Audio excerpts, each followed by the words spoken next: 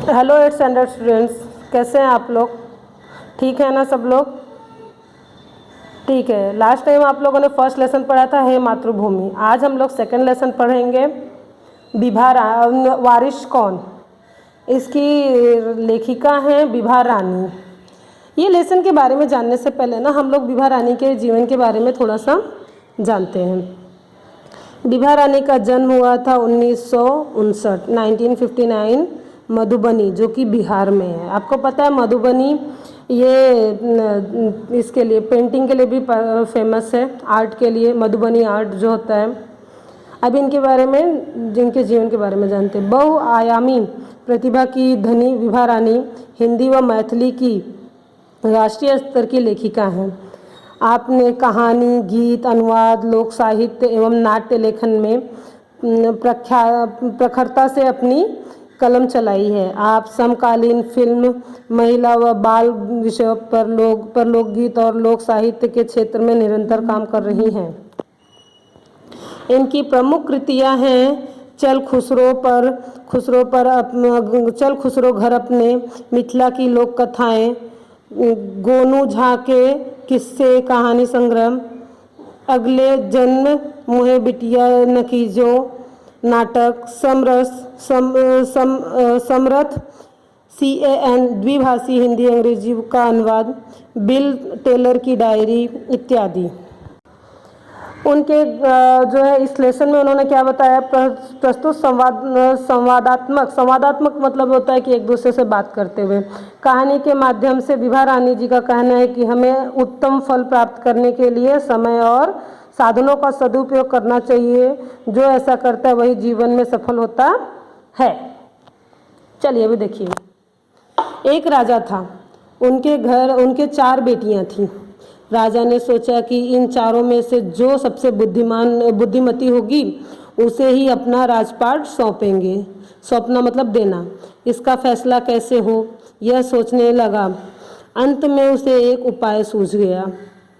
उसने एक दिन चारों बेटियों को अपने पास बुलाया, सभी को गेहूं के 100 दाने दिए और कहा, इसे तुम अपने पास रखो। 5 साल बाद मैं जब इन्हें मांगूंगा तब तुम सब मुझे वापस कर देना। देखिए, एक राजा थे, उनके पास 4 लड़कियां थी, 4 बेटियां थी उनकी। तो वो सोच रहे थे कि अब तो मैं बूढ़ा हो गया हूँ, जो है मुझे अपना राजपाट सौंपना है, तो किसे मैं दूँ अपना राजपाट। तो यहाँ पे ये प्रश्न खड़ा हो गया कि दूँ किसे। तो उन्होंने सोचा कि जो मेरी सबसे बुद्धिमान बच्ची होगी, जो इस राजपाट को संभाल सकेगी, मैं उसी को अपना राजपाट दूंगा। तो अब इसका फैसला कैसे हो कि हाँ मतलब जो है ये सबसे बुद्धिमान है। ऐसे तो दिखाने को सब बुद्धिमान दिखाएंगे, सब समझदार बनेंगे। तो अभी ये फैसला कैसे हो कि जो है बुद्धिमान कौन है। तो इसके लिए उनको एक उपाय सूझा। उन्होंने एक दिन अपने चारों बेटियों को अपने पास बुलाया और सभी को गेहूं के 100 दाने दिए। और बोला, उनसे क्या बोला कि तुम इसको अपने पास रखो और जब मुझे जो है 5 साल बाद जब मैं तुमसे मांगूंगा तो तुम जो है ये गेहूं के दाने मुझे वापस कर देना। सौंप देना मतलब वापस कर देना। गेहूं के दाने लेकर चारों बहनें अपने अपने कमरे में लौट आई। बड़ी बहन ने उन दानों को खिड़की के बाहर फेंक दिया। उसने सोचा, आज से 5 साल बाद पिताजी को गेहूं के इन दानों की याद रहेगी क्या, और जो याद भी रहा तो क्या हुआ, भंडार से लेकर दे दूंगी। तो इसके बाद वो चारों जो है बहनें गेहूं का दाना लेके अपने अपने कमरे में चली आई। तो सबसे बड़ी बेटी जो थी उसने क्या सोचा, उसने अपने कमरे में आते ही गेहूं के दानों को जो है खिड़की के बाहर फेंक दिया। और क्या सोची, 5 साल बाद पिताजी को याद भी रहेगा क्या कि ये गेहूं के दाने उन्होंने मुझे दिए थे, और जो याद भी रहा तो मैं क्या करूँगी, जो है भंडार घर से लाके दे दूँगी। इनको थोड़ी ना पता चलेगा कि कौन सा घर का गेहूं है, कौन सा उन्होंने मुझे दिया था वो गेहूं है। उसके बाद दूसरी बहन ने दानों को चांदी की एक डिब्बी में डालकर उसे मखमल के थैले में बंद करके सुरक्षा से अपनी संदूकची मतलब जो लकड़ी का संदूक होता है, लकड़ी का बॉक्स होता है, संदूकची में डाल दिया। सोचा 5 साल बाद जब पिताजी वे दाने मांगेंगे तब उन्हें वापस कर दूंगी। जो दूसरी बहन थी उसने क्या किया, वो दानों को लेकर मखमल के कपड़े में लपेटकर संदूक लकड़ी के बॉक्स में उसको रख दिया और सोची कि जब पिताजी मांगेंगे तब दे दूंगी, अभी तब तक मैं इनको मखमल के कपड़े में लपेट के संदूक में रख देती हूँ। तीसरी बहन बस सोचती रही कि इसका क्या करूं। चौथी और छोटी बहन तनिक बच्ची थी, मतलब तनिक मतलब थोड़ा, मतलब वो बच्ची थी। शरारतें करना उसे बहुत पसंद था। उसे गेहूं के भुने दाने भी बहुत पसंद थे। उसने दोनों दानों को भुनवा कर खा डाला। भुनवा कर मतलब वो भून कर खाना, भुनवा कर खा डाला और खेल में मग्न हो गई। तीसरी बहन सिर्फ सोच रही थी कि क्या करूं मैं, अब इसका क्या करूं। और चौथी बहन क्या कि वो थोड़ी बच्ची थी, मतलब बच्ची थी, छोटी थी वो सबसे। तो उसने वो, और उसको भुने हुए दाने बहुत पसंद आते थे, उसने क्या किया, वो गेहूं के दानों को भुनवा कर खा गई और अपने आप खेल में मग्न हो गई, मतलब खेल में डूब गई, अपना खेल खेलने लगी। तीसरी राजकुमारी को इस बात का यकीन था कि पिताजी उन्हें यूं ही ये दाने नहीं दिए होंगे, जरूर इसके पीछे कोई मकसद होगा। पहले तो उसने भी अपनी दूसरी बहनों की तरह ही उन्हें सहेज कर रख देने की सोची, लेकिन वह ऐसा न कर सकी। दो तीन दिनों तक वह सोचती रही। फिर उसने अपने कमरे की खिड़की के पीछे वाली जमीन में वे दाने बो दिए। समय पर अंकुर फूटे, पौधे तैयार हुए, दाने निकले। राजकुमारी ने तैयार फसल में से दाने निकाले और फिर उसे बो दिए। इस तरह 5 वर्षों में उसके पास ढेर सारा गेहूं तैयार हो गया। तीसरी राजकुमारी जो थी वो थोड़ी बुद्धिमान थी। उसने क्या सोचा कि अगर पिताजी ने हमको ये दाने दिए हैं तो ऐसे ही नहीं दिए होंगे, इसके पीछे ज़रूर कुछ तो उनकी सोच होगी, उनका कुछ तो राज होगा। वो 2-3 दिनों तक ऐसे ही सोचती रही जो है कि पिताजी ने क्यों दिया, क्या रीज़न हो सकता है इसके पीछे क्या राज हो सकता है। पहले तो वो भी सोच रही थी कि अपनी बाकी बहनों की तरह, 2 बहनों की तरह, कि मैं भी इससे सहेज कर रख देती हूँ कहीं डिब्बे में, जब पिताजी मांगेंगे तो दे दूँगी। लेकिन बाद में वो ऐसा कर नहीं पाई। उसने क्या किया, अपनी खिड़की से देखा कि पीछे, घर के पीछे की जो ज़मीन थी वो खाली पड़ी थी। तो उसने सोचा जब खाली पड़ी है ज़मीन तो चलो इसमें ही गेहूँ के दानों को मैं बो देती हूँ। गेहूं के दानों को उसने वहाँ पे बो दिया। उसके बाद समय पे अंकुर, मतलब छोटे छोटे जो दानों में से निकलते हैं प्लांट्स जो है, जिससे बाद में पौधे उगते हैं, वो अंकुर आया। फिर समय पे गेहूं हो गया। उसने उनको काट वाट के उसमें से गेहूं निकाल लिया, गेहूं के दाने निकाले। फिर उसके बाद उसने जो है और भी ज़्यादा गेहूं को, फिर वो उसने दूसरे साल फिर उसने गेहूं बो दिए दूसरे जगह। ऐसे ऐसे करके 5 सालों में ना उसने बहुत सारा गेहूं इकट्ठा कर लिया था।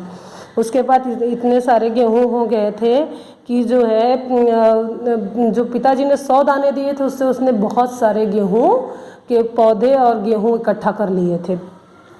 5 साल बाद राजा ने फिर चारों बहनों को बुलाया और कहा, आज से 5 साल पहले मैंने तुम चारों को गेहूं के 100-100 दाने दिए थे और कहा था कि 5 साल बाद मुझे वापस करना। कहाँ है वे दाने? बड़ी राजकुमारी भंडार घर जाकर गेहूं के दाने ले आई और राजा को दे दिया। राजा ने पूछा, क्या ये वही दाने हैं जो मैंने तुम्हें दिया था? फिर से 5 साल बीत गए। राजा ने जो है अपने चारों बेटियों को वैसे ही बुलाया जैसे 5 साल पहले गेहूं के दानों को देने के लिए बुलाया था।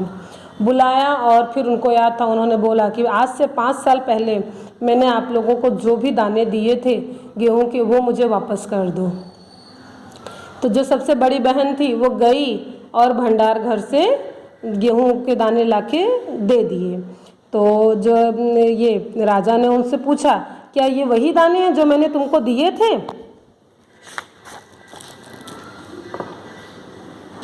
पहले तो राजकुमारी ने कहा हाँ हाँ कह दिया, मगर राजा ने फिर कड़क कर मतलब जोर से, गुस्से में फिर कड़क कर पूछा। तब उसने सच्ची बात बता दी। पहले तो जो है राजकुमारी ने हाँ कह दिया था, लेकिन जब राजा ने एकदम जोर से गुस्से में पूछा कि क्या सच बताओ, क्या ये वही दाने हैं, तब उसने सच्चाई बता दी कि नहीं, ये भंडार घर से लाए हुए दाने हैं, मैंने वो दानों को फेंक दिया था। राजा ने दूसरी राजकुमारी से पूछा, तुम्हारे दाने कहाँ हैं? दूसरी राजकुमारी अपनी संदूकची में से मखमल के खोल वाली डिब्बी उठा लाई जिसमें उसने गेहूं के दाने सहेज कर रखे थे। राजा ने उसे खोलकर देखा, दाने सड़ गए थे। अब ऑब्वियसली 5 साल बाद तो दाने सड़ जाएंगे, कितना भी मखमल के कपड़े में रखो, कुछ भी करो, वो तो दाने सड़ने वाले ही थे। तीसरी राजकुमारी से पूछा, तुमने क्या किया उन दानों का? तीसरी ने कहा, मैं इसका उत्तर आपको अभी नहीं दूंगी, क्योंकि जवाब पाने के लिए आपको यहाँ से दूर जाना पड़ेगा और मैं वहाँ आपको कल ले चलूँगी।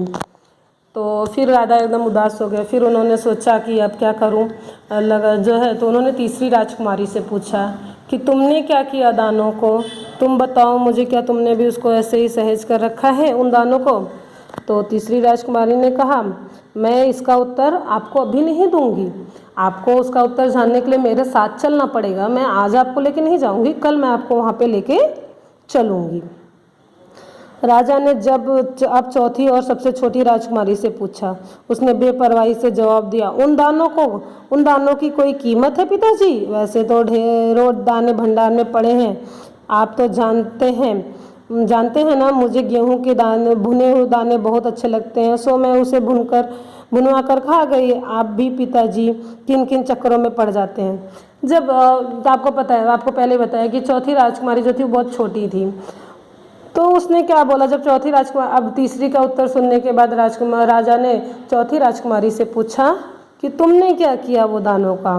तो उसने एकदम बेपरवाही, मतलब कोई भी परवाह नहीं, कुछ भी नहीं, खाली ऐसे ही बोला कि जो है वो दाने, वैसे तो बहुत उन दानों की कोई कीमत थी पिताजी? क्या आप भी कुछ भी सोचते रहते हो, कुछ भी बोलते हो? वैसे तो कितने सारे दाने अनाज हमारे भंडार घर में पड़े हुए हैं, और आपको तो पता ही है ना, आप तो जानते ही हो ना कि मुझे गेहूं का भुना हुआ दाना कितना पसंद है, इसलिए मैंने वो दाने भुनवा कर खा लिए। आप भी क्या पिताजी, आप भी किन किन चक्करों में पड़ जाते हैं, क्या क्या सोचते रहते हो, क्या क्या करते हो? जो है, सभी के उत्तर से राजा को बड़ी निराशा हुई। चारों में से अब उससे केवल तीसरी बेटी से ही थोड़ी उम्मीद थी। अब इतना सब होने के बाद राजा को तो कोई वो मिला ही नहीं, उनको चारों बेटियों की जवाब से उनको एकदम निराशा हो गई थी। फिर भी थोड़ी सी उम्मीद उनको तीसरी बेटी से, तीसरी राजकुमारी से था। क्योंकि उन्होंने जो है अभी तक अपना बताया नहीं था कि वो उन दानों का क्या किया। दूसरे दिन तीसरी राजकुमारी के पास, राजा के पास आई। उसने कहा, चलिए पिताजी, आपको मैं दिखाऊं कि गेहूं के दाने कहाँ हैं। फिर उस दिन वो दिन बीत गया। दूसरे दिन राजकुमारी जो, तीसरी राजकुमारी जो थी, वो अपने पिताजी के पास आई और क्या बोली कि पिताजी, आपको वो गेहूं के दानों को देखना था ना, चलिए मैं आपको दिखाती हूँ कि वो 2 गेहूं के दाने कहाँ हैं। राजा रथ पर सवार हो गए। रथ महल नगर पार करके खेत की तरफ बढ़ चला। राजा ने पूछा, आखिर कहाँ रख छोड़े हैं तुमने वे 100 दाने? इन 100 दानों के लिए तुम मुझे कहाँ कहाँ के चक्कर लगवाओगी? राजा अपने रथ पर चढ़कर, जो घोड़े का रथ था उनका, उस पर चढ़कर महल के बाहर खेतों की तरफ आ गए। और उन्होंने फिर से राजकुमारी से पूछा, कहाँ तुम लेकर जा रही हो? आखिर वो 100 दाने तुमने कहाँ रखे? वो 100 दानों के लिए तुम मुझे कहाँ कहाँ चक्कर कटवाओगी, कितने चक्कर कहाँ कहाँ घुमाओगी? तब तक जो है रथ एक बड़े से हरे भरे खेत के सामने आकर रुक गया। ये सब बातें करते करते ही रथ जो है एक बड़े से हरे भरे खेत के आगे आके रुक गया। जो है सामने बहुत बड़े खेत में गेहूं की फसल थी। उसकी बालियां हवा में झूम रही थी, जैसे राजा को कोई खुशी भरा गीत सुना रही हो। राजा ने हैरानी से राजकुमारी की ओर देखा। राजकुमारी ने कहा, पिताजी, ये है वो 100 दाने जो आज जो है लाखों लाख दानों के रूप में आपके सामने है। मैंने उस 100 दानों को बोकर इतना अधिक फसल तैयार किया है। इतनी सब बातें करते करते वो जो है रथ एक बड़े से खेत के सामने आकर रुक गया और उसमें बड़े बड़े गेहूं के पौधे उग गए थे और वो उनकी बालियां लहरा रही थी। ऐसा लग रहा था कि वो राजा के कानों में वो गीत सुना रही हैं, गाना सुना रही हैं। फिर उसके बाद उन्होंने क्या किया, तब उस राजकुमारी ने, तीसरी राजकुमारी ने बोला, पिताजी, ये देखिए, आज वो 100 दाने आज लाखों लाख दानों में हो गए। वो 100 दानों को मैंने बोकर आज मैंने इतनी बड़ी फसल तैयार कर ली है। राजा ने उसे गले लगा लिया और कहा, अब मैं निश्चिंत हो गया। तुम ही मेरे राज्य की सच्ची उत्तराधिकारी हो। उसके इस जवाब से राजा बहुत खुश हुए और तब उन्होंने उसे गले लगाकर बोला कि तुम ही मेरे राज्य की सच्ची उत्तराधिकारी। उत्तराधिकारी मतलब वारिस। उनके राज्य को आगे चलाने वाला, बढ़ाने वाला। समझ में आया? इन शॉर्ट ये लेसन में बताती हूँ आपको कि एक राजा को ना 4 बेटियाँ थी, उनको अपना वारिस ढूंढना था। उन्होंने क्या किया, पर वो सोच रहे थे कैसे अपने वारिस को ढूंढूंगा। तो उन्होंने एक दिन अपनी लड़कियों को बुलाया और चारों को थोड़े थोड़े दाने दिए और बोले इसको अपने पास रखो, जब 5 साल बाद मैं तुमसे मांगूंगा तो तुम मुझे दे देना। तो वो लोगों ने बोला कि ठीक है। तो सब ने अपने अपने हिसाब से, बड़ी बहन ने उसको उठा के फेंक दिया और सोची क्या 100 दानों का क्या कीमत है, पिताजी मांगेंगे तो मैं दे दूंगी। दूसरी बहन ने उसको अपने हिसाब से उसने अपना दिमाग लगाया और उसको मखमल के कपड़े में लपेट के डिब्बे में संदूक में डाल दिया कि 5 साल बाद जब पिताजी मांगेंगे तो मैं दे दूँगी। तीसरी बहन सोच रही थी कि क्या करूँ, कुछ उसको समझ में नहीं आ रहा था। और चौथी बहन ने क्या किया, उसको दानों को भुनवा कर खा गई। उसको लगा कि क्या पिताजी भी कुछ भी बोलते रहते हैं, ऐसे इससे अच्छा तो मैं खा जाऊँ, 5 साल बाद पिताजी को क्या याद रहेगा। तीसरी बहन ने अपने दिमाग, थोड़ी बुद्धिमान थी, दिमाग लगाया और उसको क्या किया, उसने अपने घर के पीछे ज़मीन खाली थी उसमें बो दिया। उससे फिर वो बहुत ज़्यादा होते 5 सालों में, हर साल वो उसको बढ़ा के बोते 5 सालों में बहुत बड़ा हो गया था। तो इससे राजा जो परीक्षा ले रहे थे कि कौन सबसे ज़्यादा बुद्धिमान और अच्छा है, तीसरी राजकुमारी को उन्होंने उसमें अच्छा और बुद्धिमान पाया और उन्होंने उसे अपने उत्तराधिकारी घोषित कर दिया। समझ में आया लेसन सबको? चलिए अभी मैं आपको मीनिंग्स बताऊंगी। राजपाट का मतलब होता है राजगद्दी, तनिक मतलब होता है थोड़ा, सूझना मतलब होता है ध्यान में आना, मखमल मतलब एक जो है आपको पता है रेशमी कपड़ा जो है, यकीन मतलब विश्वास, मकसद मतलब उद्देश्य, सहेज कर मतलब संभाल कर, कड़क कर मतलब एकदम गुस्से में, कठोर आवाज में, संदूकची मतलब होता है छोटा बक्सा, खोल मतलब आवरण, बेपरवाही मतलब एकदम लापरवाही से, उम्मीद मतलब आशा, बालियां मतलब पौधे का वह भाग जिसमें जो है दाने लगते हैं, उत्तराधिकारी मतलब होता है वारिस। चलिए अभी आपको होमवर्क दे रही है, क्वेश्चन आंसर्स। फर्स्ट क्वेश्चन लिखिए,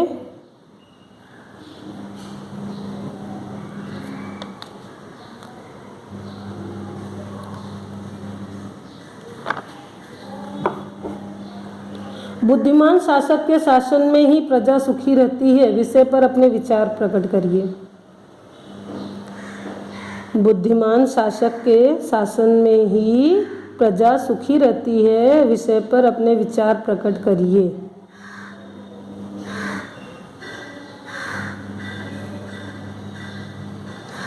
दूसरा क्वेश्चन है, परिणाम लिखिए।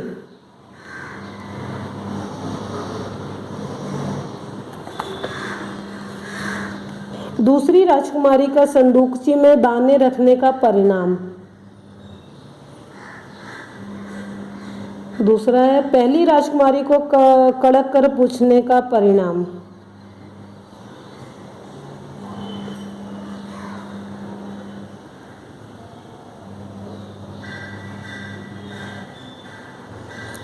नेक्स्ट क्वेश्चन लिखिए, सूझबूझ में से किसी भी समस्या का हल निकाला जा सकता है, विषय पर अपने विचार लिखिए। सूझबूझ से किसी भी समस्या का हल निकाला जा सकता है, विषय पर अपने विचार लिखिए। उसके बाद आपके टेक्स्ट बुक के पीछे जो भी क्वेश्चंस आंसर्स हैं ये और मीनिंग्स, ये आपको पूरा लिखना है और मुझे भेजना है। समझ में आया सबको लेसन? चलिए बाय।